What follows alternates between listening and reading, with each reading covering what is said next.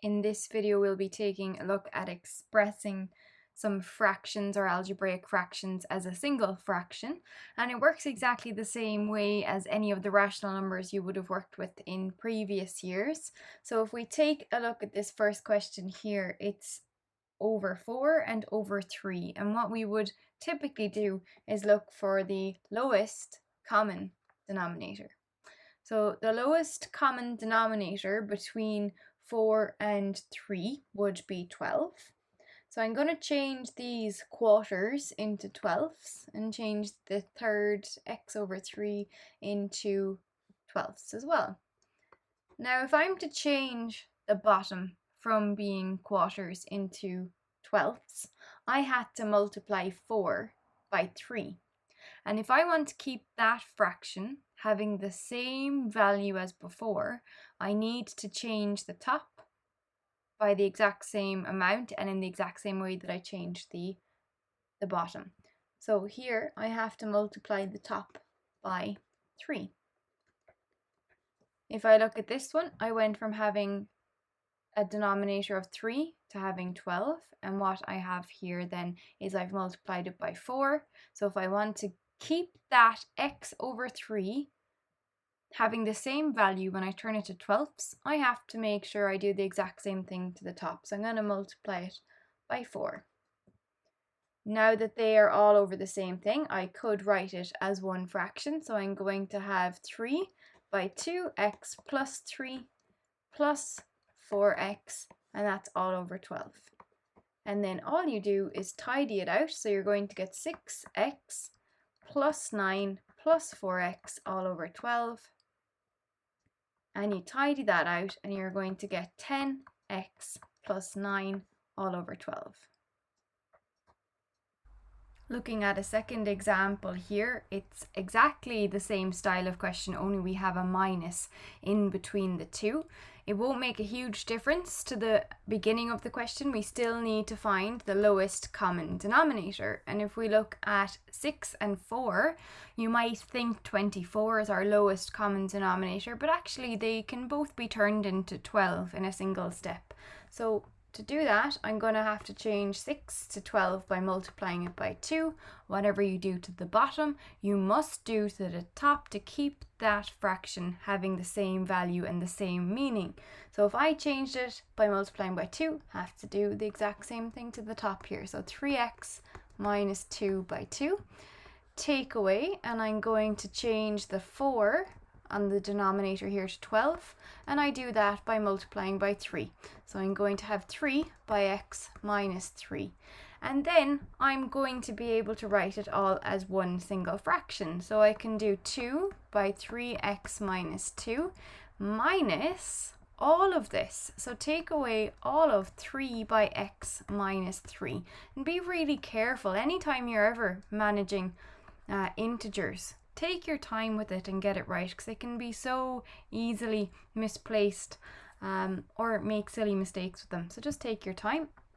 Multiply that out, then you're going to get 6x minus 4 minus 3 by x is minus 3x. Minus 3 by minus 3 is plus 9. And it's all over 12. And then we're going to tidy up. So 6x and minus 3x is going to give us 3x. Minus 4 plus 9 is going to give us plus 5, and then it's all over 12. So there's our final answer for that one. Getting a little bit harder now with this next one. So on the denominator we have our x and our variables. The process is exactly the same. So I need to find our lowest common denominator. Now it won't be as easy as before, but what we can do is just say, okay, our lowest common denominator is if I multiply 3x by 5x. And if I do that, I'm going to get 15x squared. So I need to make that our denominator. And if I do that, I'm going to have to change the top in the exact same way. So I'm going to have 1 over 15x squared and 1 over 15x squared here. But to change that 3x to 15x squared, I had to multiply the bottom by 5x. So I'm going to multiply this one by 5x. And I had to multiply this one, it was 5x, to get to 15x squared, I needed to multiply it by 3x. And then what I'm going to have on the top here is 5x plus 3x, and it's all over the same denominator now, which was 15x squared. If I tidy that out, I'm going to get 8x all over 15x squared. And at this stage, I can simplify it because this is an indices rule, or one of the laws of indices. If I have two indices at the same base, I can subtract the powers. So what I've got is x to the power of 1 and x to the power of 2. So I'm going to be left with 8 over 15 x to the power of minus 1, or 8 over 15 x is another way we could write that. In our final example here, it is just one more step up again, but you're looking for at the beginning the exact same thing. So we're looking for the lowest common denominator, and if you're really stuck, the easiest thing to do is just multiply them. So 2x minus 1 by x minus 2. I'm going to decide that that's my common denominator. Whether it's the lowest one or not, I can factorize at the end if it's not the lowest common denominator. So I'm just going to multiply them. So my denominator here, and I wouldn't even square it out just yet or to expand it out. I would leave it as 2x minus 1 by x minus 2. And then I know, okay, I've changed the denominator of this one by multiplying it by x minus 2. So I have to change the numerator, or the top value, in the exact same way. So I'm going to have 5 by x minus 2. Because whatever you do to the bottom, you have to do it to the top as well. Then I'm going to say minus, and then I'm going to have 3, and then I'm going to have it all over, and I'm changing the x minus 2 to this. And how have I changed the x minus 2? I've multiplied it by 2x minus 1, so I also need to do that to the top. At this stage, people sometimes get a bit confused and they start cancelling, and they start dropping these out and undoing all of the thinking and all of the work they've just put in. So we're not looking to cancel, we're looking to get them to have the same denominator. So just leave it as it is and write it as one fraction. So we're going to have 2x minus 1, x minus 2, and then it's going to be 5x minus 2 minus 3, 2x minus 1, again taking care with the integers here.